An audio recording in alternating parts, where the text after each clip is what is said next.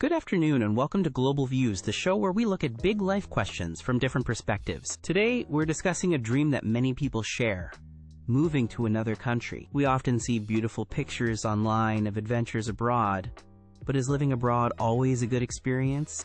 To help us explore this topic, I have two guests with very different stories. Please welcome Maria and Leo. Maria has had wonderful experiences living in several countries and believes it's a positive step for anyone. Leo, on the other hand, found his time abroad to be quite challenging and wants to share a more cautionary tale. Our goal today is to understand both the amazing opportunities and the real difficulties. Welcome to you both. Thank you for having me, Alex. I'm very happy to be here to talk about this. For me, living abroad wasn't just a trip. It was the fulfillment of a childhood dream. I always imagined what it would be like to live in a different culture. My first big move was to Valencia, Spain. I went there to learn Spanish, and it was incredible. The sun, the food, the friendly people. It was everything I had hoped for. I remember my first week, feeling a little nervous, but also so excited. I pushed myself to speak Spanish even when I made mistakes, and people were so patient and kind. Later, I moved to Seoul, South Korea for a teaching job. That was a completely different experience, but just as amazing.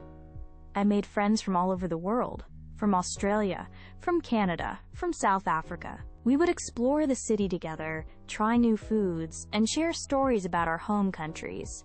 It felt like the world became smaller and more connected. These experiences taught me to be independent and confident. I learned that I could handle new situations and build a life for myself anywhere. It opened my mind in ways I never expected, and for that, I believe it was the best decision I ever made. Thank you, Maria. A very positive start. Leo, your experience was different. Can you share your story? Yes, thank you, Alex. I understand why Maria feels that way. The dream of living abroad is very powerful, and it's the same dream that I followed. I think it's important for people to hear my side of the story, because what you see on social media is not always the full picture. People post photos of beautiful places and fun parties, but they don't post pictures of themselves feeling lonely on a Tuesday night. I moved to a large city in Germany for a job in technology. I was excited about my career and about living in Europe. But the reality was much harder than I prepared for. In the first few months, I felt very isolated. I lived in a small apartment, and the city felt huge and anonymous. At work, my colleagues were professional and polite, but they had their own lives, their own families and friends. It was difficult to make deep, meaningful connections. People were friendly, but it didn't go beyond small talk. I also found the financial stress to be significant.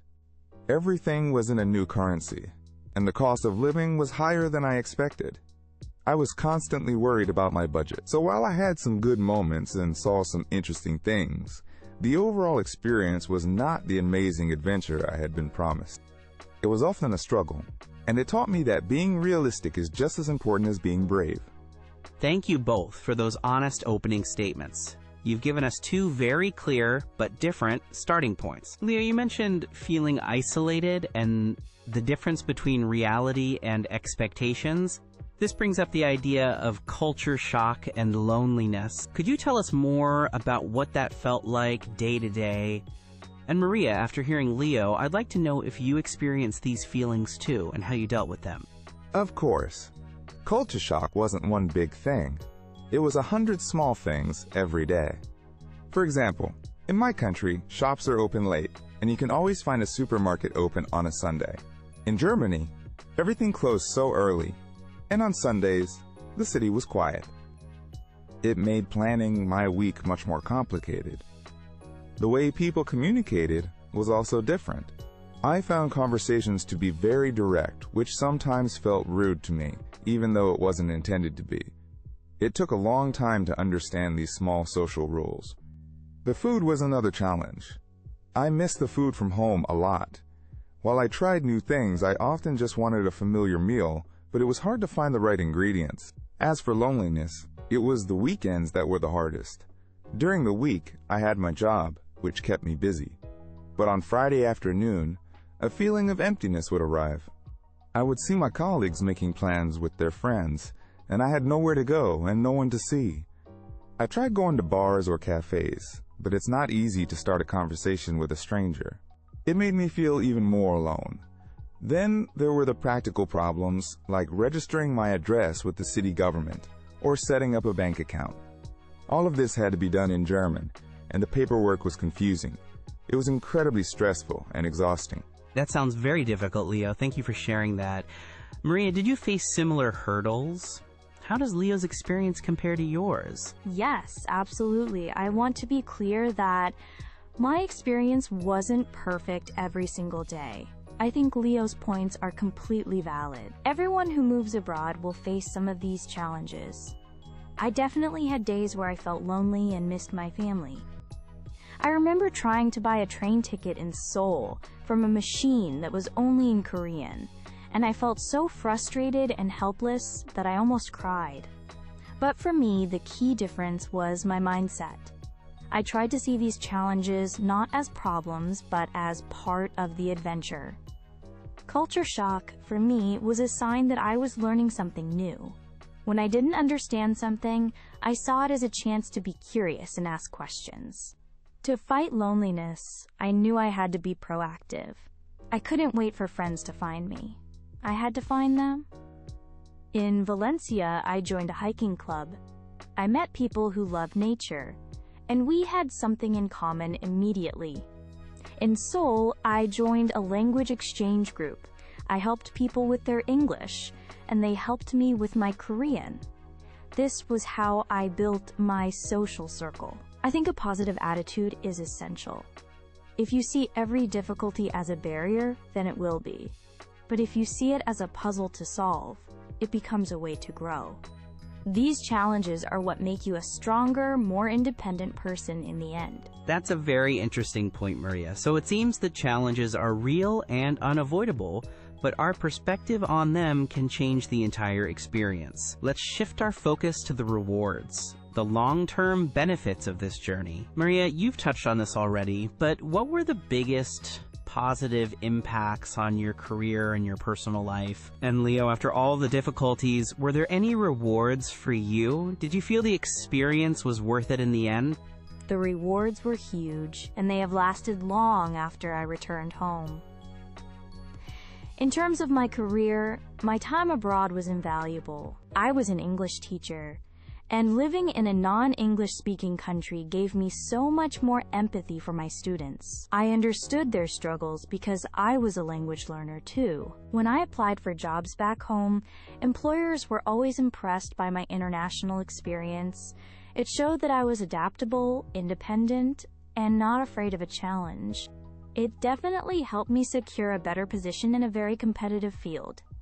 On a personal level, the change was even bigger.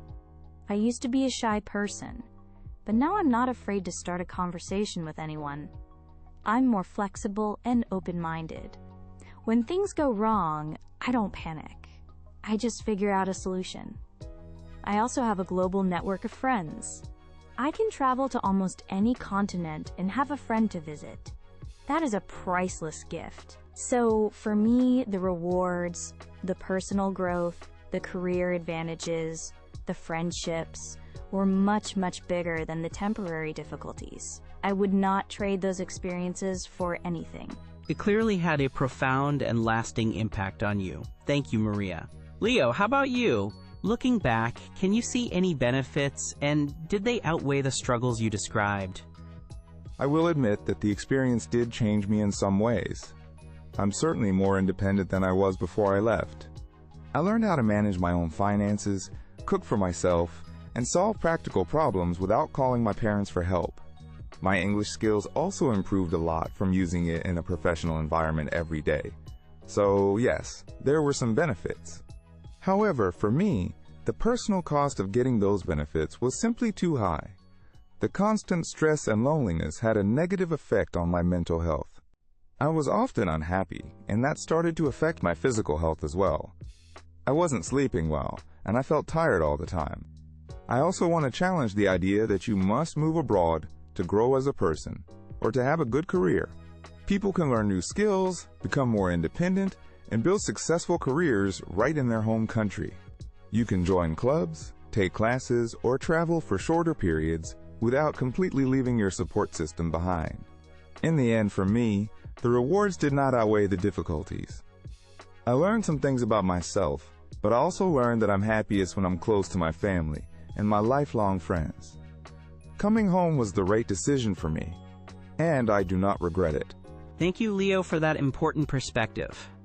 It's clear that this is not a one-size-fits-all experience. We're almost out of time, so I'd like to ask you both for one final piece of advice for our audience. In just one sentence, what would you say to someone thinking about moving abroad? Maria, let's start with you. Embrace the challenges with an open heart and a curious mind, because they are the pathway to incredible growth. Thank you. And Leo? Be honest with yourself about what you need to be happy. And remember that it's okay if your path is different from others. Thank you, Maria and Leo, for sharing your very personal and honest experiences with us today. You have given us a lot to think about. I think the main takeaway for our audience is this. Living abroad can be a wonderful, life-changing adventure, but it's not a simple fairy tale. It requires preparation, resilience, and an understanding that your journey will be uniquely yours. Do your research, be prepared for the challenges, but most importantly, as Leo said, be honest with yourself. Thank you for watching Global Views.